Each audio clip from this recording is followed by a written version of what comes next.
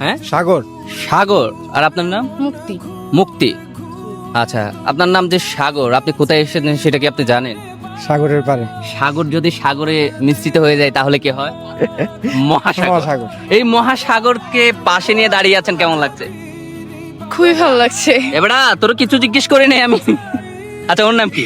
ওর নাম মিমি। আচ্ছা, মিমি কি সময় বেশি দেওয়া হয় নাকি বায়াকে বেশি সময় দেওয়া হয়? দুজনকেই। আচ্ছা আচ্ছা, কক্সবাজারের কোন জিনিস আপনাকে খুবই অ্যাট্রাক্ট করে?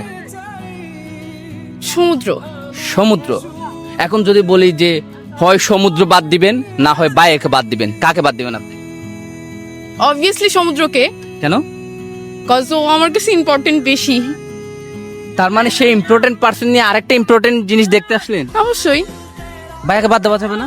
না, সাগর যদি চলে যায় আরেকটা সাগর আসবে না, কিন্তু বায়া যদি চলে যায় আরেকটা বায়া আসবে। লাগবে না। একটাই যথেষ্ট? হ্যাঁ। আরেকটা লাগবে না? না এরকম স্বপ্ন দেখেন না আপনি? কি বায়ার সামনে আছেন এই জন্য কি এরকম কথা বলছেন? না, এটা সবসময়। আচ্ছা।